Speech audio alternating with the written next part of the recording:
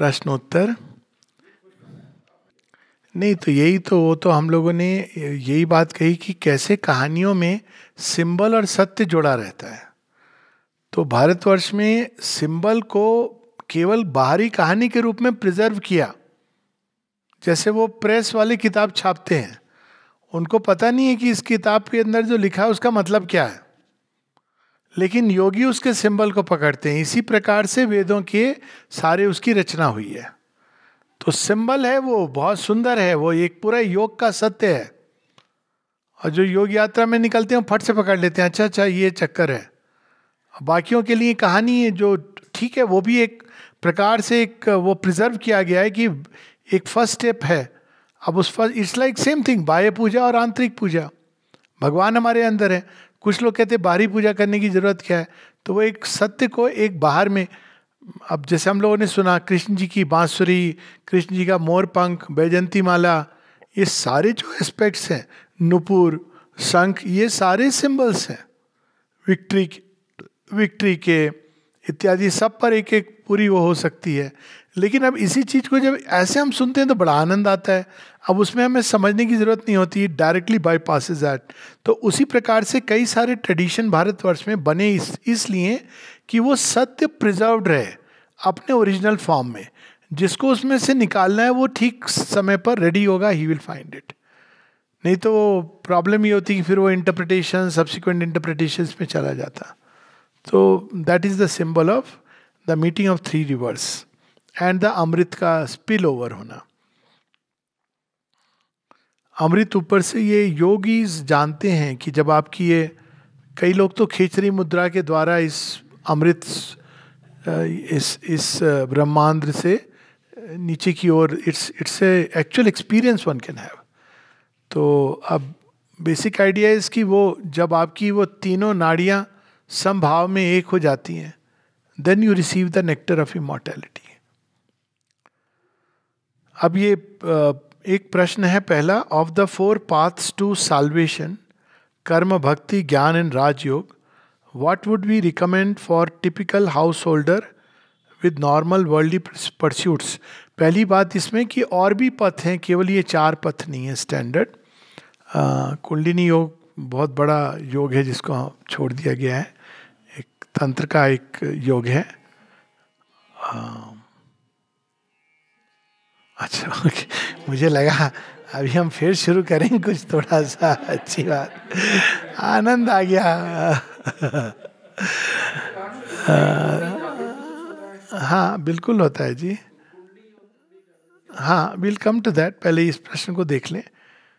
दूसरी बात है कि साल्वेशन ये एक बड़ा ही अब मॉडर्न कंसेप्ट हो गया है कि मोक्ष के लिए, परंतु ओरिजिनल आइडिया जो साल्वेशन यानी मोक्ष का था भारतवर्ष में, वो था freedom from ignorance. That is what it meant.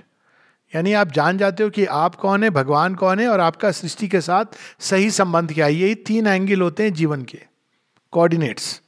Who am I, who is the creator, the source, what is my relation with the world and the creator. That सारे questions के आंसर इन्हीं तीनों में है। तो जब हम इग्नोरेंस में रहते हैं तो आई से I am the ego, creator is my magnified ego. अगर हम दंड पुरस्कार में बिलीव करते तो क्रिएटर भी यही करता है। और भगवान और संसार के साथ संबंध मेरा क्या है, the world, I am meant to exploit the world to satisfy my ego, and creator is also there to fulfil my ego. ये इग्नोरेंस का संबंध है। जब इग्नोरेंस खत्म हो जाती है, आदमी रियलाइज कर लेता है, who am I am an eternal portion of the divine. Who is the creator, he is the source and origin of everything including my own. In fact, in the deep origin, I am that. What is my relation with the world? Same relation as creators is with the world. Manifesting all that is within the creator in terms of creation. तो ये जो process है change की, योग के द्वारा वो फलित होती है, और उसके ये सारे अलग अलग पथ हैं। ये सब एकांगी पथ हैं, जैसे कि पहले भी बात हो चुकी है कि एक पार्ट को लेते हैं कॉन्शियसनेस नेचर के, और उससे वो आगे बढ़ते हैं। ये पहली बात है। दूसरी बात है कि कौन सा पथ I should recommend, I won't recommend. ये तो हर किसी को महसूस करना है, हर किसी के लिए अलग अलग मार्ग होता है, हर किसी के लिए नेचर अलग है, कॉन्स्टिट्यूशन के हिसाब से पथ खुलता है। पर वैसे अगर जनरली अगर पूछा जाए तो ये सर्वविदित है रादर कि एक हाउस होल्डर जो जीवन जी रहा है उसके लिए श्रीमद् भगवत गीता का जो मार्ग है, त्रिमार्ग, it is the best. It is meant for people who are living life in the world. Arjun की तरह जो युद्ध कर रहे हैं, घोर कर्म में हैं, उनके लिए तो फिर किसके लिए वो एप्लीकेबल नहीं है। तो गीता का जो त्रिमार्ग है, या कुछ लोग कहते हैं कर्मयोग, that is the best for the man engaged in the worldly life. But I would say worldly life, not worldly pursuits. Worldly pursuits और योग साथ नहीं जाते, डेडली कॉम्बिनेशन है। सो वर्ल्डली परस्यूट का मतलब हम क्षणिक चीज़ों को ढूंढ रहे हैं। वर्ल्डली लाइफ यस, जिसमें हम जीवन के साथ जुड़े, एंगेज्ड हैं। तो worldly pursuit and divine pursuit they don't go together. That some point we have to make a choice कि हम डिवाइन को परस्यू कर रहे हैं, और वर्ल्डली लाइफ है, लाइफ अलग चीज़ है। तो योगी को जीवन छोड़ने की जरूरत नहीं है, लेकिन जीवन में वो जो चीज़ों को हम पकड़ने के लिए भागते हैं, that he has to leave. Because यदि हम कामनाओं से जीवन को पकड़ेंगे तो the delight of the divine will go away. तो ये एक इस प्रश्न का उत्तर है। दूसरा है, in the dialogue between Narada and Sanat Kumar, you enlighten us a little more on the methodology used by Sanat Kumar on educating him on the supremacy of the Brahman. तो अब सनत कुमार ने 4 चीज बताई हैं जिनके द्वारा हम ब्रह्म विद्या को प्राप्त कर सकते हैं। सनत कुमार ने क्या बताया क्लासरूम में उनके? तो उन्होंने नारद को बताया कि 4 चीज़ों की आवश्यकता होती है योग विद्या में सक्सेस प्राप्त करने के लिए। सनत सुजाते में ये लिखा हुआ है। तो क्या 4 चीज़ें होती हैं? तो उन्होंने कहा पहली चीज होती है गुरु, द डिवाइन। और वो गुरु कौन है? वर्ल्ड टीचर, वो हमारे अंदर है। तो पहले हमको उनको ढूंढना होता है और हमारे ही अंदर उनके प्रति अपना समर्पण करना पड़ता है। तो first thing is the Guru. Second is शास्त्र। शास्त्र क्या है? शास्त्र अगेन आप दोनों ढंग से ले सकते हैं। कोई आपको एक बुक, कोई प्रोसेस, कोई ये अपने अपने हिसाब से हम चुनाव करते हैं, लेकिन शास्त्र का भी जो ओरिजिन है वो हमारे अंदर ही है। वो एक सेकंड पार्ट है। जो पहले 4 चीजें जो बताई उन्होंने। तीसरा, जो प्रैक्टिस कर रहा है उसमें कितना उत्साह है, सिंसेरिटी है। गुरु है, शास्त्र है, लेकिन शिष्य के अंदर उत्साह नहीं है तो कुछ नहीं होगा। चौथा है काल। समय के साथ चीजें अनफोल्ड करती हैं। कोई यहाँ खड़ा है, यहाँ पहुँचना है, उसको एक टाइम लगेगा। जो यहाँ खड़ा है उसके लिए एक समय कम लगेगा। उसने ये जर्नी पहले कवर की हुई है। पर यह भी हो सकता है जो यहाँ खड़ा है अचानक यहाँ डेविएट करे, ये सीधे रास्ते से आ जाए। तो एवरीथिंग इज पॉसिबल। पर टाइम क्या है? Time is a field of the play of forces. समय क्या करता है? आपके अंदर जो छिपा है वो बाहर निकालता है। Time plays with circumstances. तो हमारे अंदर की चीजें वो बाहर बाहर ला करके प्रकट करता जाता है। तो time is basically the field for the play of forces. तो ये 4 चीजें उन्होंने बताई। जिसके पास वो चारों हैं उसके पास 100% गारंटीड है। जिसके पास 3 है 75% है। जिसके पास 2 है 50% है। जिसके पास 1 है 25% है। लेकिन जिसके पास कृपा है वो 100% बियॉन्ड 100% है। ये सनत कुमार ने नहीं बताया, क्योंकि अब उनका तरीका अलग था। कृष्ण जी तब तक आए नहीं थे सीन पर, तो भाई सनत कुमार ने तो अपना उस हिसाब से बता दिया। पर ये सनत सुजाते में लिखा है। इसको इलेबोरेट करके श्री अरविंद सिंथेसिस ऑफ योग में 4 8 में बताते हैं, वहीं से है। और ये चीज़ वो एसेज ऑन द गीता में जिनको पढ़ना हो, वो योगा एंड इट्स ऑब्जेक्ट्स में वो बताते हैं कि they are the 4 things which are required for success in the field of yoga. तो ये चारों चीज़ें, इसलिए शास्त्र का अध्ययन करना, तब तक अध्ययन करना बाहर का शास्त्र जब तक अंदर का शास्त्र ना खुल जाए। बाहर का वेद पढ़ा, अंदर का वेद खुल जाए, दैट इज द आइडिया। बाहर के गुरु को, बाहर से हम गुरु को जब प्रणाम दंडवत सब करते हैं तो एक समय आता है जब हमारे अंदर ही, जिनको हम बाहर पूजन कर रहे हैं वो हमारे अंदर प्रकट हो जाते हैं। तो ये बाहर से भीतर की ओर जाने की प्रोसेस है। अब जब अंदर प्रकट हो जाते हैं तो क्या हम बाहर से बंद कर देते? नहीं, पर बाहर करने का तब ज्यादा आनंद आता है। वो आपको पता है ये कौन है, गुरु साक्षात पर ब्रह्मा। तब आप ये नहीं कहते हो कि ये श्री अरविंद है, माता जी हैं, से वो Lord infinite you have assumed this human form. तो ये 4 चीजें जरूरी हैं सक्सेस इन योगा के लिए। एक तीसरा प्रश्न था, किसने पूछा जीरो इन्फिनिटी वाला, आपने पूछा था ना, किसने पूछा? नहीं आई, तो हम कल ले लेंगे जीरो इन्फिनिटी का क्वेश्चन। आप हैं? हाँ, ओके। तो ये देखिए, तो बड़ा एक इंटरेस्टिंग चीज़ है। वैसे मैंने कुछ सोच के नहीं बोला था कि जीरो इक्वल्स टू इन्फिनिटी, पर अब जीवन की यात्रा आप देखें कहाँ से प्रारंभ होते हैं, नंबर जीरो से। अब जीरो क्या है? नथिंगनेस, अपने आप में उसकी कोई वैल्यू नहीं है ना। अब जीरो से लेकिन सारे नंबर प्रारंभ होते हैं। लाइन वहाँ से नहीं शुरू होती है जहाँ एक खड़ा हो जाता है, लाइन वहाँ से शुरू होती है जहाँ जीरो होता है, वहाँ से प्रारंभ होता है। तो 1 2 3 4 करके आप बताइए लास्ट नंबर कौन सा है? नहीं, चलते जाइए। एग्जैक्टली। यात्रा कहाँ से? जीरो से इन्फिनिट तक की यात्रा है। दोनों कैसे हुए? जीरो के अंदर इन्फिनिटी बंद है, तो zero is equals to infinity.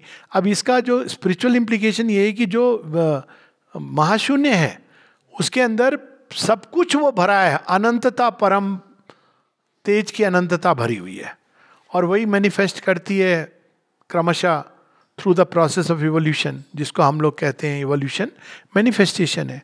अब जीरो के साथ और थोड़ा खेलें हम। अब जीरो एक ऐसा नंबर है जिसको आप किसी नंबर से डिवाइड कर दीजिए तो उसका उत्तर क्या आता है? जीरो आता है। और अगर आप किसी भी नंबर को जीरो से डिवाइड कर दीजिए तो क्या आता है?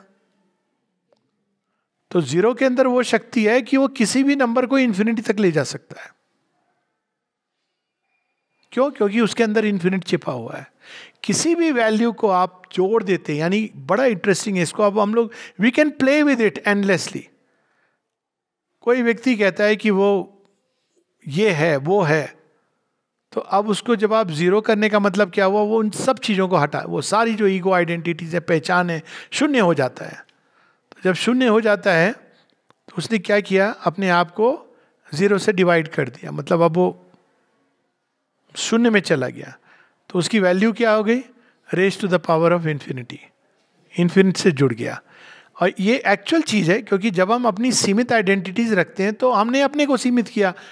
किसको सीमित किया? इन्फिनिट को सीमित किया। हम सब के अंदर तो इन्फिनिट है, हमने सीमित कर दिया। यही तो प्रकृति का खेल है। मैडम माया यही कर रही है, तुम सीमित हो, सीमित हो, सीमित हो।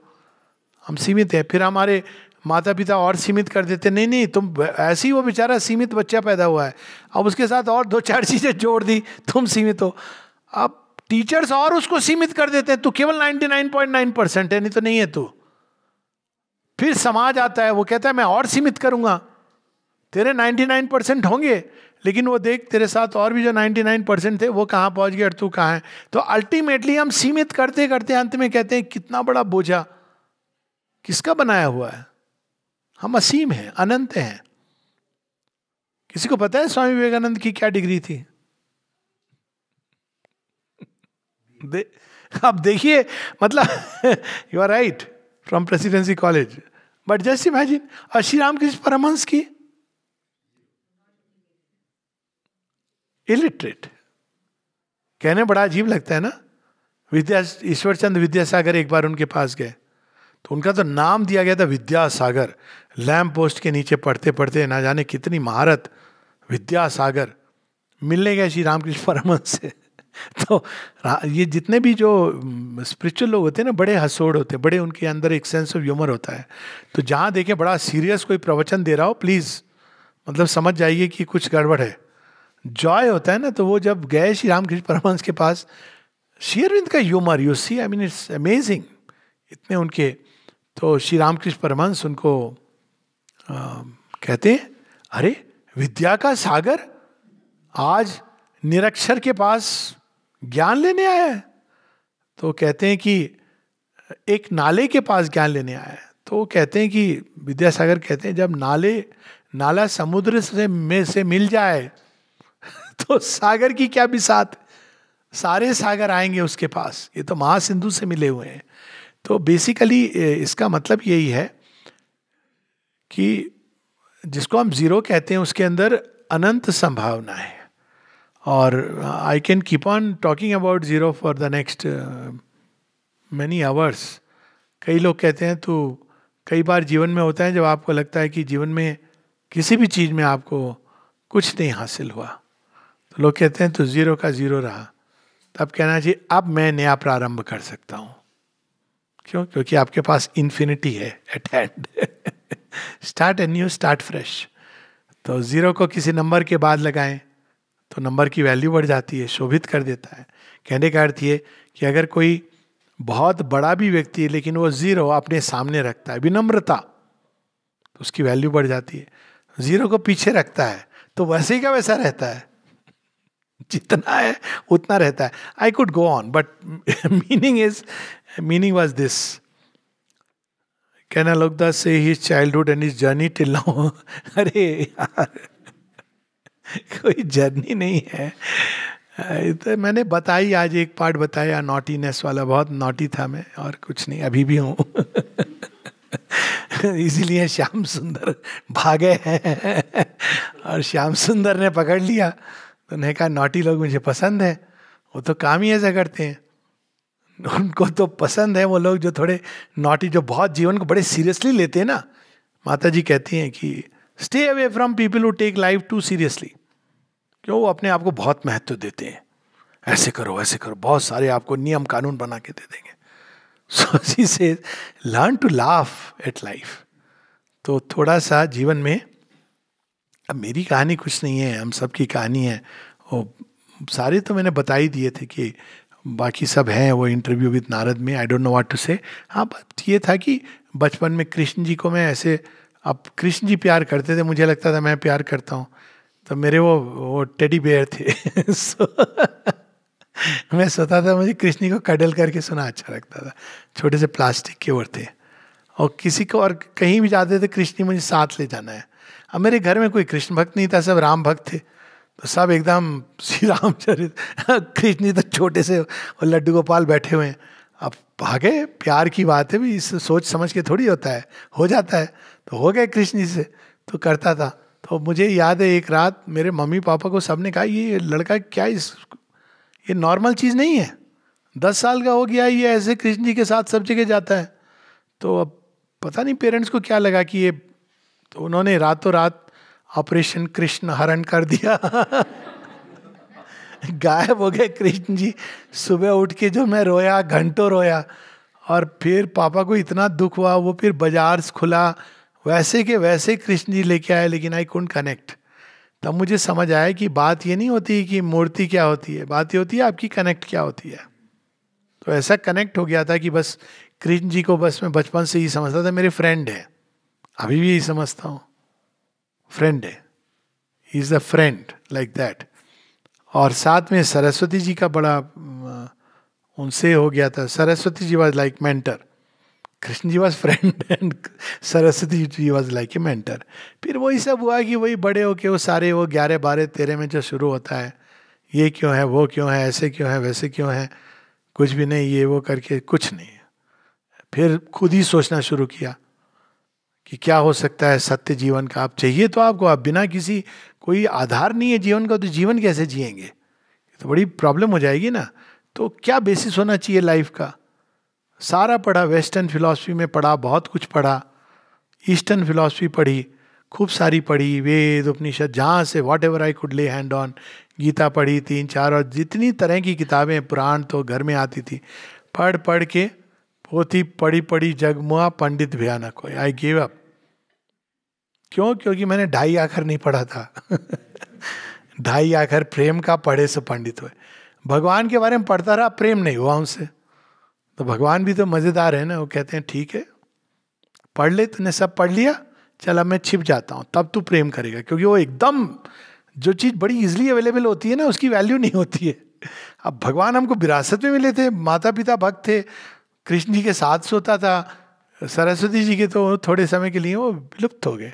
जब विलुप्त हो गए तो मैं एग्नोस्टिक बन गया, कौन जाने भगवान होते हैं कि नहीं होते हैं। तब भगवान ने जो रियल मोमेंट था, अब लोग कहते हैं कि किसी आश्रम में चले गए, हम गुरु जी से मिले, हमको बड़ा वो मिला, इनिशिएशन हुआ। हमारे साथ तो भगवान ने आंख में चौली खेली, कनॉट प्लेस में घूम रहा था एमलेसली, सभी कनॉट प्लेस में एमलेसली घूमते हैं। कोई जगह वो घूमने, मैं भी घूम रहा था कि वो नूरुल्ला आइसक्रीम चल के खाते हैं, तो घूमते घूमते, लेकिन पढ़ाई का इतना किताबें पढ़ के गिव अप करके भी पढ़ने का शौक नहीं किया था। तो एक बुक स्टोर देखा जिसका नाम था बुकवाम, तो मैंने कहा मैं बुकवर्म नहीं, हाँ सब खेल कूद खेलना सब चीज़ मज़ा आता था, लेकिन मैंने देखा चलो इसके अंदर चले जाते हैं। वहाँ देखा सामने में किताब थी the synthesis of yoga Shri Aurobindo. तो मुझे सिंथेसिस ऑफ योगा नहीं स्ट्राइक किया, मैंने कहा श्री अरबिंदो नाम से कुछ झंझन झंझन, वो जो उन्होंने पढ़ा ना नुपुर वाली जनन जनन जनन जनन से कुछ झंझन झंझन हुआ। और मैंने कहा ये कौन है जिनको मैंने पढ़ा नहीं है, यही एक हो गया, ये कौन है। मैंने सोचा सब पढ़ लिया था, कंप्लीट वर्क स्वामी विवेकानंद के, श्री रामकृष्ण की gospel, everything possible which I thought I read, ये कहाँ से आ गए। खोला जा करके एकदम सीधा एकदम खोला तो उसमें लिखा था ऑल लाइफ इज योगा। तो मैंने कहा जितने मेरे उल्टे सीधे सवाल थे लगता है इसमें इसका उत्तर है, यही तो मैं ढूंढ रहा हूँ। मेरे को संसार से भागना बहुत स्वार्थ लगता है, मेरे को यही लगता था कि ये सब बहुत अच्छी बातें हैं, लेकिन मुक्ति जो जिसको बताया जाता था मुक्ति, ये तो महास्वार्थ है। ये क्या बात हुई, स्वार्थ ही नहीं बनूंगा चाहे कुछ भी हो जाए। तो वो देख के मुझे लगा कि यही चीज़ है जो मैं ढूंढ रहा हूँ, लेकिन क्या है नहीं पता था। ले आए घर में, इतना आनंद आया उस दिन मुझे, I cannot explain why I felt so much Joy, now I understand. My age was 23। सो उसी दिन और मैंने किसी पुस्तक में कभी नाम नहीं लिखा है, उसमें लिखा है 19 दिसंबर, I have written that date.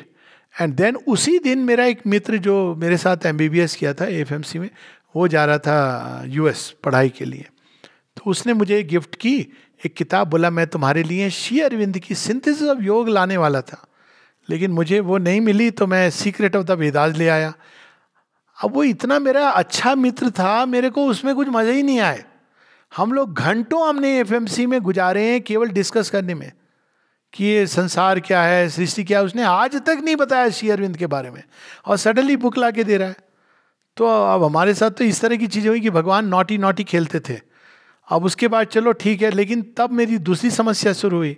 जब पढ़ना शुरू किया सिंथेसिस, तो भगवान ने अवसर भी दे दिया। CHN में मेरी 3 महीने की पनिशमेंट पोस्टिंग हो गई क्योंकि मैंने बता दिया था कि सीनियर ने ये गड़बड़ किया वो गड़बड़ किया, तो सीनियर को प्रमोशन मिल गया, मुझे भेज दिया गया थॉइस। अब वहाँ तो मुझे बड़ा मज़ा आया क्योंकि सिंथेसिस ऑफ योगा थी और मैं था, अब काम वाम ज़्यादा था नहीं, and it was so delightful, one of my best times 3 महीने। अब उसके बाद में आया तो मुझे बड़ा कष्ट हो। कष्ट किस बात का हो, शादी हो गई मेरी, क्यों करवाई आपने शादी मेरी।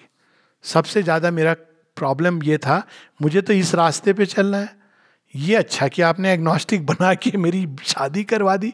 अब आई डोंट वांट, ये where am I caught up. तो भगवान तो सुन रहे थे, सब ने कहा wait. I was in real bit of की नाउ, जो मैं पढ़ रहा था मुझे उसके एक्सपीरियंसेस शुरू हो गए। I read A chapter and I would experience it. घर के लोग भी, ससुराल वाले सब बड़े परेशान हो गए। घर के लोग तो जानते थे थोड़ा एबनॉर्मल है, लेकिन ससुराल वालों को लगा सन्यास ना ले ले, तो वो समझाने लगे मुझे, काउंसलिंग करने लगे, बेटा ये सब ठीक है लेकिन देखो घर परिवार देखते। अब मेरा प्रॉब्लम क्या था, दे डिडंट अंडरस्टैंड। एक्चुअली मेरे अंदर सन्यासी दूर दूर तक नहीं है, nowhere, not even far. I dislike sannyas, मुझे तो वो सब भगोड़े लगते हैं। लेकिन मेरी अवस्था ऐसी थी कि मैं किसी चीज़ में एंगेज नहीं कर पा रहा था।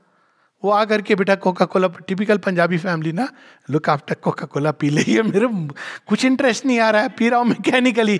तो अब सिचुएशन ये हुई थी कि नोबडी कुड अंडरस्टैंड। तो अब इस तरह से 6 महीने गुजर गए। मैंने कहा एक तो एयरफोर्स में आपने फंसा दिया, यहाँ से छुट्टी नहीं मिलती है, और दूसरा शादी होगी, अब मैं जाऊँ तो जाऊँ कहाँ। तो 6 महीने बाद भगवान ने हमारी पहली मैरिज एनिवर्सरी पे, I am just saying it in humorous way, but ऐसे ही हुआ, कुछ ऐसे ही हुआ, कुछ वो नहीं है। तो जो मेरी वाइफ है, पहली मैरिज एनिवर्सरी है। नॉर्मली लोग कहाँ जाते हैं, कहीं घूमने उमने, तो she said no you want to go to Bhavan, no Bangalore में हम थे श्री अरबिंदो भवन, ठीक है तुम चले जाओ। उसने बहुत बलिदान किया, मैं थोड़ा TV भी देखूंगी, normally she used to, but उस दिन अचानक से चेंज द माइंड से, चलो मैं भी चलती हूँ। आ गई भवन में, दी मदर पढ़ी, महेश्वरी जी आए हुए थे।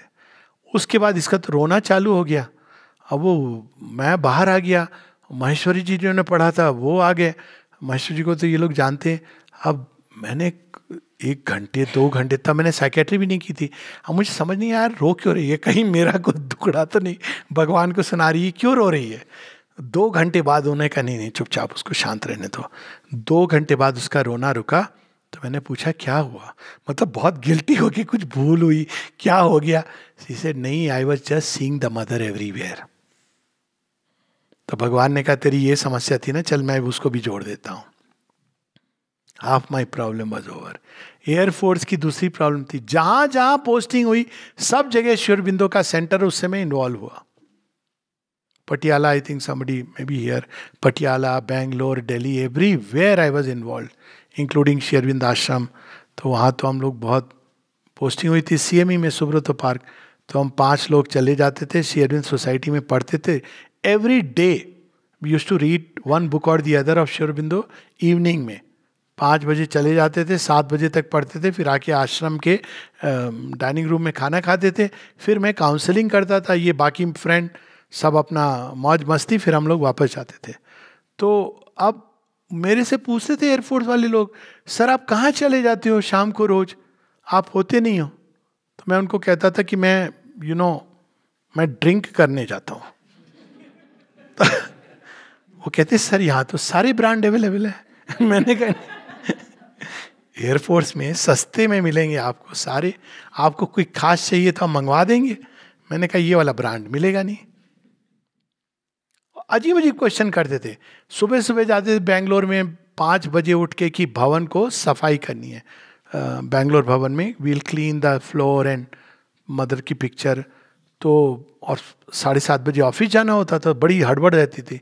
तो किसी सज्जन ने लिफ्ट में पूछा कि आप रोज जाते हो सुबह सुबह उठ के, कहाँ जाते हो? तो मैंने कहा श्री अरविंद भवन जाते, योगा करने। तो मैं समझ गया इनका योगा से क्या मतलब है। मैंने कहा हाँ। बोले कौन सा वाला आपको? वो पूछने लगे कि शीर्षासन क्या? तो मैंने यही कहा कि शीर्षासन ही करते हैं। अब मेरा मतलब कुछ और था शीर्षासन का, कि हमारी सारी दुनिया उल्टी पुल्टी हो जाती है। भगवान ऐसे शीर्षासन कराते, ओरिजिनल शीर्षासन। आप दुनिया को ऐसे देखते थे, वैल्यूज उल्टी हो जाती है। जो आपको लगती थी बड़ी इंपॉर्टेंट है वो मिट्टी, और जो लगता था कि ये मोस्ट अनइम्पॉर्टेंट है वो ऊपर हो जाती है। बस ऐसे ही करके वो सब लेते चले गए। बड़ी डिलाइटफुल जर्नी है और डेंजरस भी है। तो डेंजर भी आते हैं, चैलेंजेस आते हैं, बहुत आते हैं, लेकिन बड़ा मजा आता है क्योंकि साथ में माँ खड़ी होती है। That is the Joy. अब माँ जब साथ में हो तो फिर किस बात का। So that is the journey so far and that is how it will be. सबसे बड़ी बात है इस जर्नी का कोई एंड नहीं है। लोग कहते थे अच्छा इसका बताइए इसमें अंत में क्या मिलता है। मैंने कहा ये मत पूछिए, अंत नहीं है तो क्या मतलब हुआ? मैंने कहा ये तो अच्छा है ना, I will remain young, I don't want a finish line, and. And is like picture खत्म हो गई अब उठ जाओ, एंड नहीं है इसका। तो सीरियल पार्ट चलता रहता है। पहले आप प्योरिफिकेशन का सीरियल पार्ट 1 समाप्त हुआ, फिर आपका मोक्ष पार्ट 2 शुरू, फिर आप भगवान की यंत्र बनो पार्ट 3 शुरू हुआ, रूपांतरण की प्रोसेस पार्ट 4 शुरू हुआ। उसमें सारी ये सब कुछ होने के बाद भी you become a divine centre humanity. Infinite है उनकी लीला, इन्फिनिट अनफोल्डिंग है। तो संक्षेप में यही है। जो एक कविता लिखी थी मैंने, उसकी इंग्लिश में उसकी 4-5 लाइनें पता नहीं याद होंगी कि नहीं, मुझे जो याद है उतना बता देता हूँ। 1,000 times shall I return from distant lands of sheltering sun, till all the earth and every grain of sand is molded into the perfect urn. 1,000 times shall I return to sing thy name, O nameless one, till all the earth and all the sky burn in a golden joyous fire burn.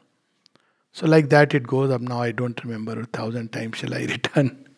तो अब तो ये लगता है कि जितने बार जन्म जन्म भगवान बस बांध लो अपने आप से, पहली सांस से आखिरी सांस तक, और आखिरी सांस से पहली सांस तक, ये भी बोल दीजिएगा क्योंकि वो भी एक पैसेज होता है।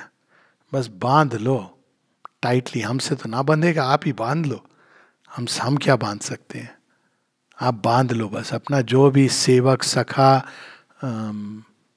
क्या कहते हैं, स्लेव, भक्त तो बहुत बड़ा वर्ड लगता है, शिशु, जो बना लो। योग ना जानो वेद, ज्ञान वेद ना जानो, ना जानो में वेद पुराण, माँ तब चरण लगी है मेरे और अंतर की प्यास। भेंट चढ़ाने लाया जननी, जन्म जन्म की प्यास। सेवक सखा शिशु बन तेरा, पाऊं तुझ में आश्रयवास। सो ये कहानी का सार है। ये भी एक कविता के कुछ अंश हैं। तो enough of self intelligence. So in good spirit.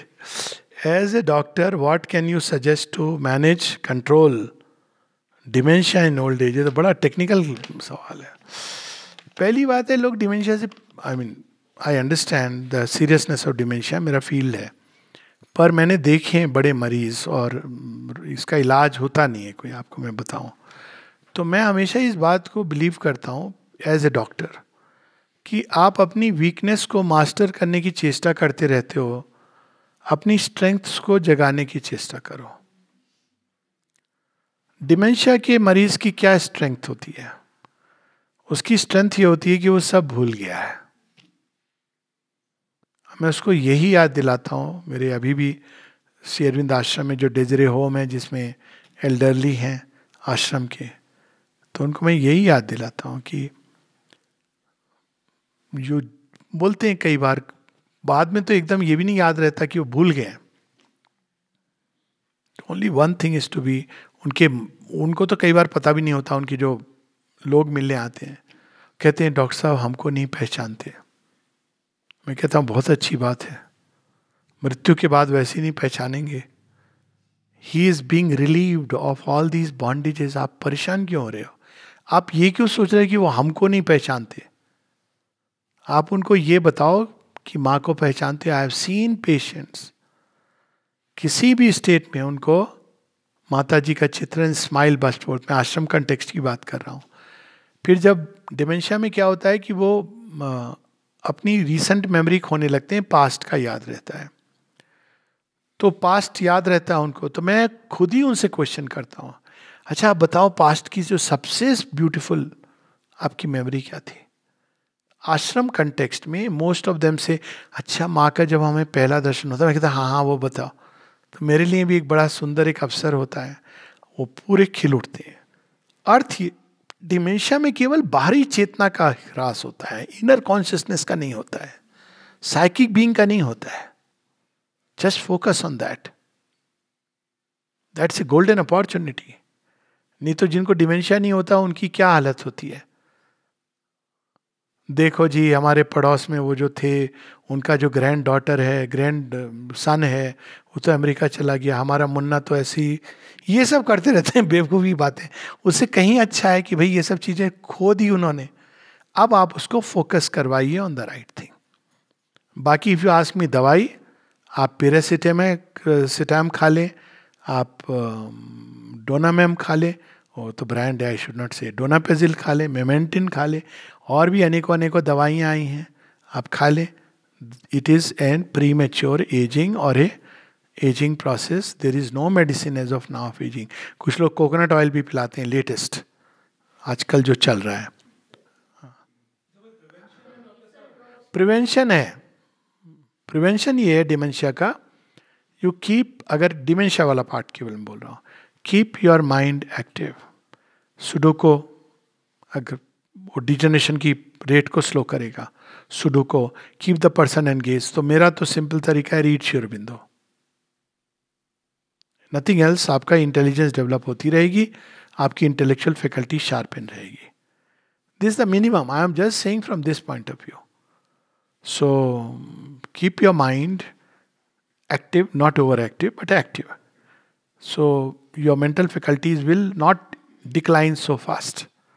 अगर सेलुलर डिजेनरेशन है तो अलग बात है, या कोई सेकेंडरी कॉज है, थायराइड की इशू है या एल्कोहलिज्म है, तो वो एक सेकेंडरी कॉज है, वरना do that. How Shri Aurobindo's influence in freedom struggle sitting in Pondicherry. Already इसकी बात हम लोगों ने कर ही ली है। जाने के पहले उन्होंने जिस लाइंस पर फ्रीडम मिलेगी वो कर दिया था सेटल। पौंडीचेरी से वो, उनको फिजिकली फील्ड में जाके बैठने की ज़रूरत नहीं थी। कई लोग इस चीज़ को नहीं समझ पाए। मैं इसको इस तरह से एग्जाम्पल लेके कहता हूँ, एज ए डॉक्टर मरीज आता है, कहता है मुझे बुखार है, तो मैं प्रिस्क्राइब करता हूँ पैरासीटामोल, मान लीजिए, मैं एक एग्जांपल दे रहा हूँ। मरीज आके किसको थैंक यू बोलता है? मुझे बोलता है डॉक्टर साहब बड़ी अच्छी दवाई दी। अब आप ये सोचिए कि पैरासीटामोल किसने बनाई, किसी को पता है? एक कमरे में बंद होकर के उसने अपना आधा जीवन झोंक दिया होगा एक दवाई बनाने के लिए, जिसके द्वारा अनेकों लोगों का बुखार ठीक होने वाला है। तो श्री अरविंद एक कमरे में संसार की लाइलाज बीमारी कि मनुष्य की प्रकृति नहीं ठीक हो सकती, कुत्ते की पूंछ की तरह है, टेढ़ी की टेढ़ी रहेगी, सोल को आप मुक्ति दे सकते हो, उस लाइलाज बीमारी का समाधान वो एक कमरे में बैठ के ढूंढ रहे थे लाइक ए साइंटिस्ट। और जब उन्होंने उसका समाधान ढूंढ लिया तब उन्होंने उसको संसार को दिया बिना पेटेंट किए। क्योंकि नाम इंटीग्रल योगा भी अब देखेंगे आप, और उसके नाम पर क्या क्या होता है, I don't want to get into this, बिना पेटेंट किए। जिसको पकड़ना है पकड़ लेगा। उसका मूल मंत्र था मदर, और अगर उसको विस्तार से जानना है तो there is Savitri. He give that to mankind. उसी कंटेक्स्ट में वो उस तरह की, when you are reaching for such a vast goal, you have all the powers rushing into you. क्योंकि रूपांतरण के लिए सबसे उच्चतम शक्ति ही रूपांतरित कर सकती है। जहां से नेचर निकली है, super nature, the divine mother. So जैसे जैसे वो असेंड कर रहे थे और वो शक्ति उनकी ओर आ रही थी, so there were many many powers and faculties which were growing in him even before going to Pondicherry. So उस शक्ति को वो जैसे जैसे उनके अंदर दैवी प्रेरणा या डिवाइन विल एक्सप्रेस करती थी, वो उस शक्ति का उपयोग करते थे। That power needs neither hands nor feet nor speech. तो एक कमरे में बैठे बैठे वो सृष्टि चला रहे थे। कठिन है भाई। देखिए अब भगवान तो पता नहीं क्लाउड 9 पर बैठ के दुनिया चलाता है according to some religions. Krishna ji तो और भी, उन्होंने तो प्रैक्टिकली दिखा दिया, रथ पे बैठ के कुछ नहीं कर रहे थे, रथ हाँक रहे थे, पर वो सारे संसार की बागडोर थामे संसार को ले जा रहे थे रास्ते पर। तो ये शक्तियाँ होती हैं in those who do yoga. And Shri Aurobindo was not just a Yogi but Yogeshwar the ultimate. और ये मैं एक सेंटिमेंट के आधार पर नहीं कह रहा हूँ, there is enough to both in his literature and works, जिसकी चर्चा कभी और। तो he could easily manage it. वो लिखते हैं अपनी जब रिकॉर्ड्स ऑफ योगा में, ability to move man, events, transfer all these things जो अंदर में है फार अवे। तो वो एक पूरा एक अध्याय है। What is the significance of India getting independence on Shri Aurobindo's birthday. भगवान का सील था, सैंक्शन था। श्री अरबिंद ने स्वयं लिखा कि it is a sanction of the work for which आई लेबर्ड। तो उन्होंने श्री अरबिंद के बर्थडे पर ही इंडिया को independence the. So that was clear कि अब इसको अगर मैं थोड़ी पोइटिक लैंग्वेज में बोलूं तो इसका मतलब ये हुआ कि भगवान ने कहा it is going to be the India of Shri Aurobindo's vision. अब एक अलग तरीका है कहने का, it must become the India of Shri Aurobindo's vision. और लास्ट क्वेश्चन है, how to understand the process of unification of India as envision by the Mother and Shri Aurobindo. अखंड भारत, श्री अरबिंद ने इसके बारे में जब इन्होंने पूछा था के मुंशी ने 48-49 में, तो उन्होंने कहा था कि Pakistan has been created by falsehood, force and farce. The unification must come about by any means including war. 71 में ये पॉसिबिलिटी थी यूनिफिकेशन की थ्रू वार, और माँ ने एनकरेज किया था कि you go ahead and take over Pakistan. और वो एक मिरेकुलस स्टोरी है वार की, उस अपने आप में एक वंडरफुल स्टोरी है।